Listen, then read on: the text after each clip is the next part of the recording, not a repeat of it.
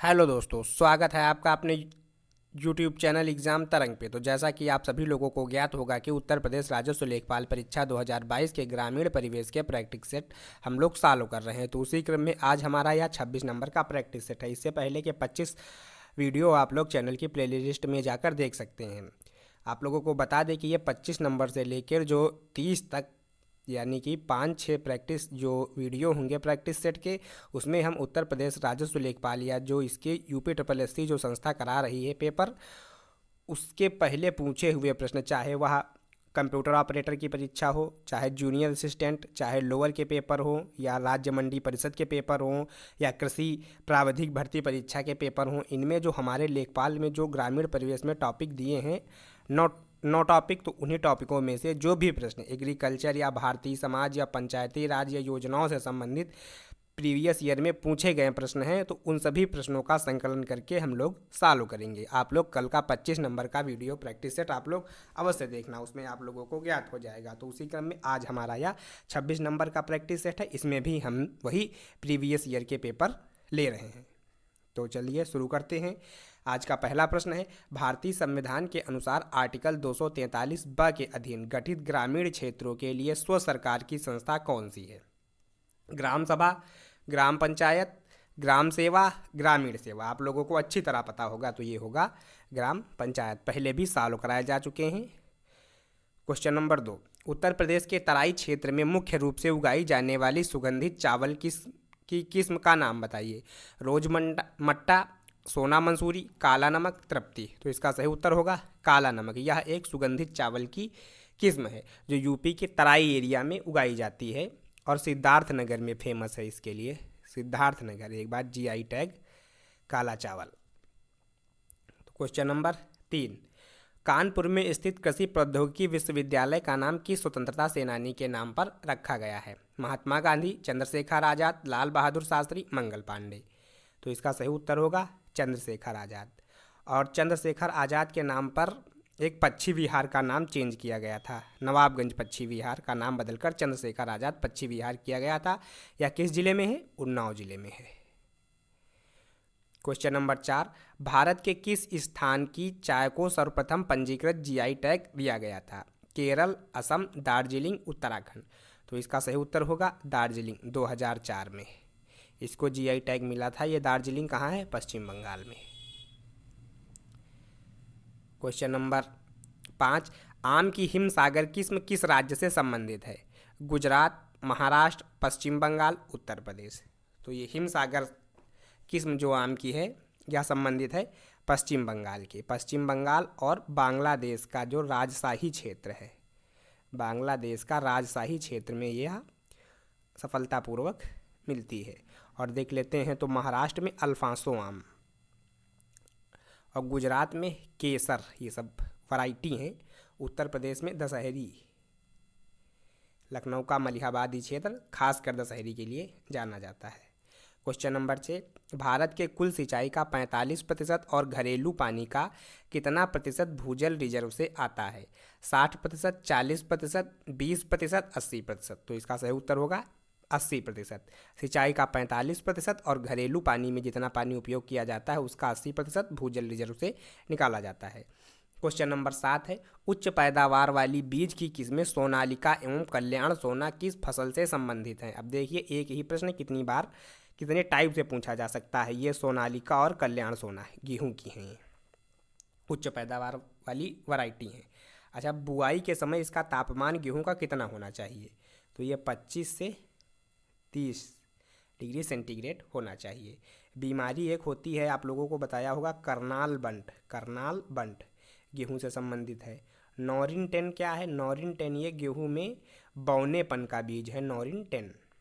और इसकी एक किस्म है राज 3077।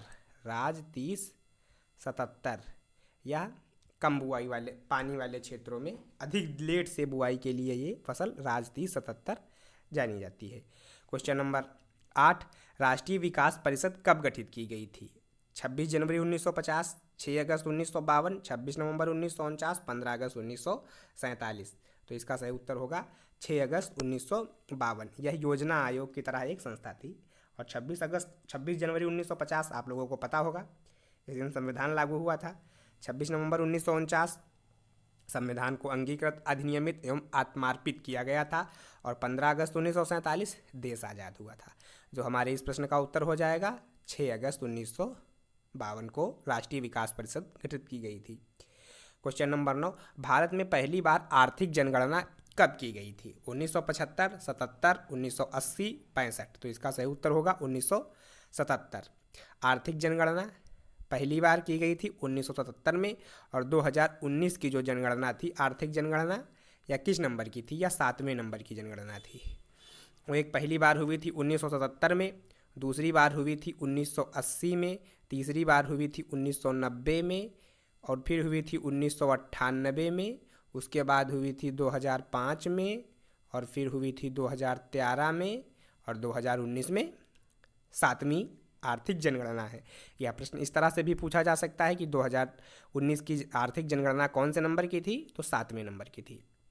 क्वेश्चन नंबर 10, खाद्य बाजार की पारदर्शिता को बढ़ाने के लिए G20 राष्ट्रों द्वारा अंतर एजेंसी व्यवस्था को क्या कहा जाता है?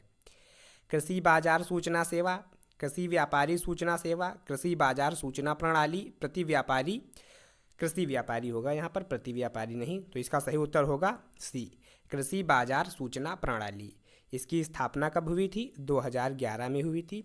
उद्देश्य क्या था? कि वैश्विक खाद्य सुरक्षा को मजबूत करना। वैश्विक खाद्य सुरक्षा को मजबूत करना, इसका आप लोग याद रखिए कि उद्देश्य क्या था। इसमें मुख्य रूप से चावल, मक्का और गेहूँ, इनके जो प्रमुख उत्पादक या उपभोग करने वाले देश हैं उनको शामिल किया गया था। इसको अंग्रेजी में कहा जाएगा कृषि बाजार सूचना प्रणाली, तो एग्रीकल्चर मार्केटिंग इंफॉर्मेशन सिस्टम। इस तरह भी आ सकता है कि एग्रीकल्चर मार्केटिंग इंफॉर्मेशन सिस्टम। तो ये हो जाएगा G20 देशों द्वारा अंतर एजेंसी व्यवस्था को नाम दिया गया था।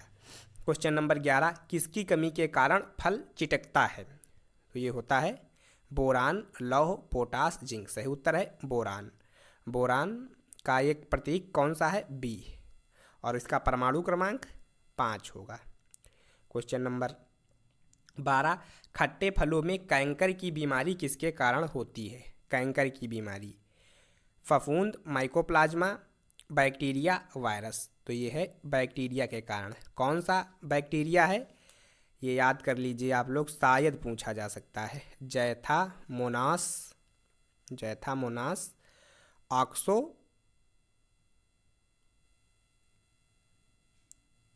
ऑक्सोनोपॉड्स। तो ये 2 पेपर परीक्षाओं में ये प्रश्न जैसा देखा गया था। एक में ये था कि कैंकर की बीमारी बैक्टीरिया के तहत होती है, और दूसरे में ये दिया था जैथामोनास ऑक्सोपोडस। तो चलिए अगला प्रश्न देखते हैं। अधिक अन्न उपजाऊ अभियान किस वर्ष प्रारंभ किया गया था? 1948, 1954, 1946, 1952। तो ये था 1948 में। इसमें उद्देश्य क्या था? कि किसानों के लिए बेहतर तकनीकी की व्यवस्था करना जिससे कि उत्पादन में वृद्धि हो सके, लेकिन यह अभियान फेल हो गया था 1948 में। आप लोग देख रहे हैं, जबकि हरित क्रांति में कृषि का विकास हुआ था, तो ये फेल होना वैसे ही था। क्वेश्चन नंबर 14, आलू में ब्लैक हर्ट किसके कारण होता है? भंडारण में कार्बन डाइऑक्साइड की कमी, भंडारण में रोशनी की कमी, भंडारण में ऑक्सीजन की कमी, बोरान की कमी। तो इसका जो सही उत्तर होगा, भंडारण के समय ऑक्सीजन की कमी के कारण ब्लैक हर्ट रोग आलू में होता है। और CO2 की अधिकता से भी ये ब्लैक हर्ट रोग हो सकता है, CO2 की अधिकता से। लेकिन इस प्रश्न का जो उत्तर होगा तो भंडारण में ऑक्सीजन की कमी के कारण। क्वेश्चन नंबर 15, खरपतवार फ्लारिस माइनर किस प्रजाति कुल से संबंधित है? Gramineae, Fabaceae, Malvaceae, Cruciferae. Phalaris minor, ये आप लोग याद रखिए, खरपतवार। तो ये है ग्रैमिनी कुल का पौधा है। इसको बोला जाता है गेहूं का मामा। अब ये यहाँ से ऐसे आ सकता है, गेहूं का मामा किसे कहा जाता है? इसमें होता है कि ये रासायनिक उर्वरकों का इस पर असर बहुत कम होता है।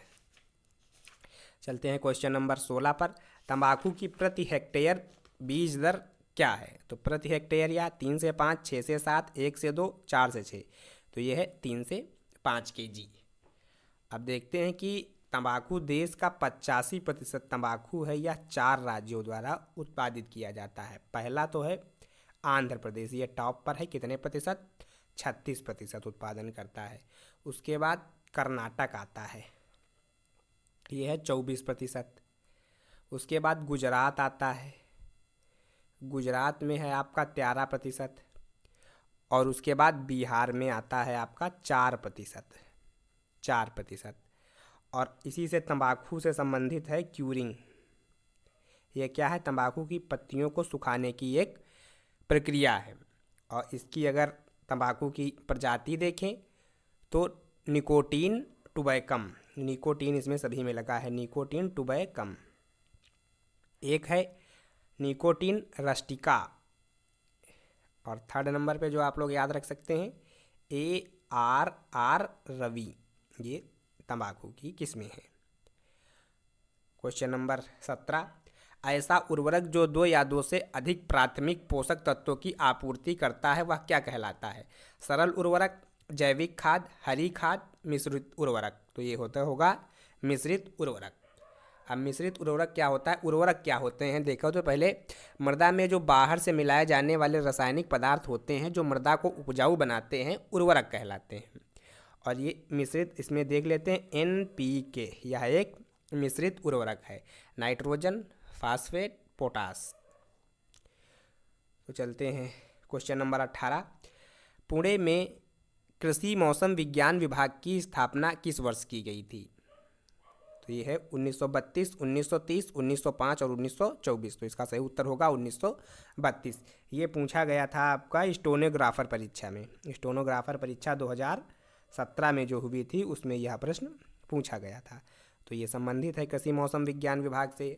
तो आपने अपना ही है ग्रामीण परिवेश का सेक्शन, तो वहाँ से ये लिया गया है।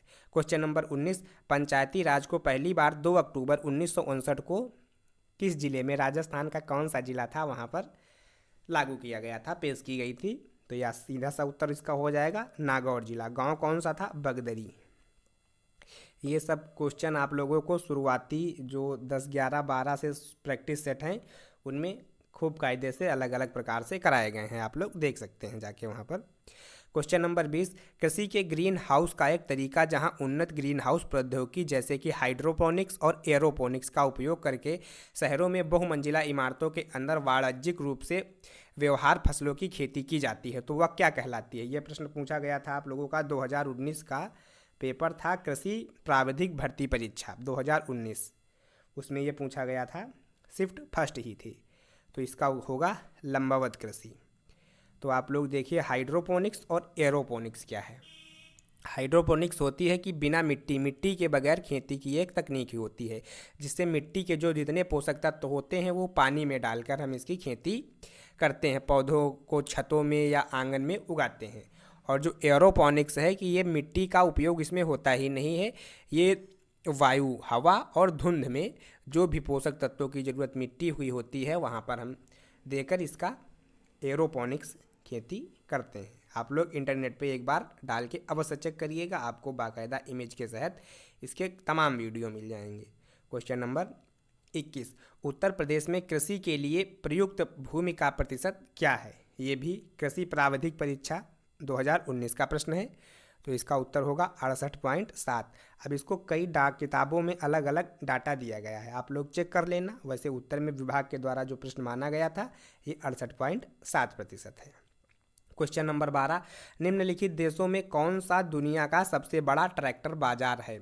ब्राज़ील, अमेरिका, रूस, भारत। तो इसका उत्तर होगा भारत सबसे बड़ा ट्रैक्टर का बाजार है, क्योंकि खेती सबसे ज़्यादा भारत में ग्रामीण प्रधान देश है, तो खेती प्राथमिक उपभोग के रूप में यहाँ पर प्राथमिक रोजगार के रूप में काफ़ी ज़्यादा व्याप्त है। क्वेश्चन नंबर 23, किस राज्य में प्याज की नई प्रजाति एलियम निगेनियम की खोज की गई? यह करंट का प्रश्न है अपना। उत्तराखंड, त्रिपुरा, पश्चिम बंगाल, उत्तर प्रदेश। तो इसका सही उत्तर हो जाएगा उत्तराखंड में चमोली जिला था। उत्तराखंड में चमोली जिला और नीति घाटी, आप लोगों को मालूम होगा, माना, नीति, लिपुलेख, ये सब। तो ये नीति घाटी जो है वहाँ का एक गांव है मलारी गांव।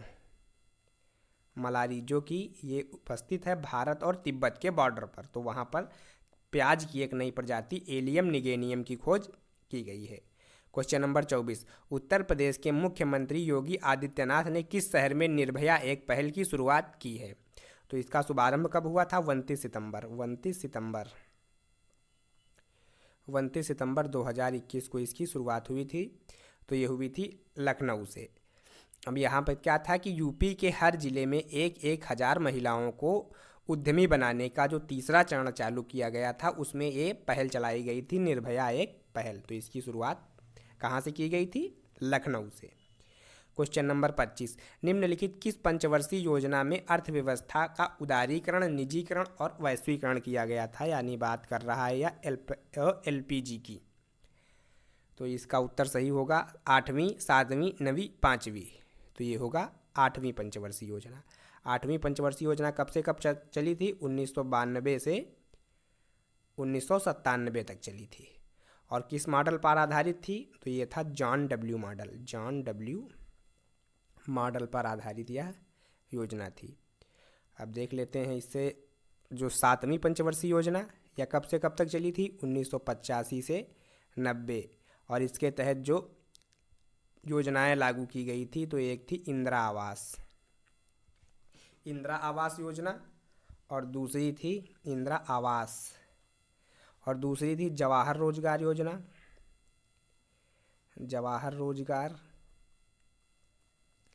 योजना, और तीसरी थी नेहरू रोजगार योजना। याद कर सकते हैं आप लोग इसको।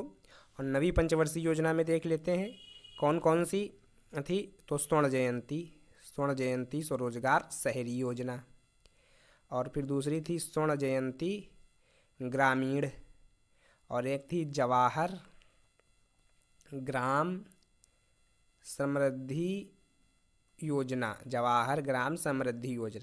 9वीं पंचवर्षीय योजना के तहत थी। और एक थी प्रधानमंत्री ग्रामोदय योजना,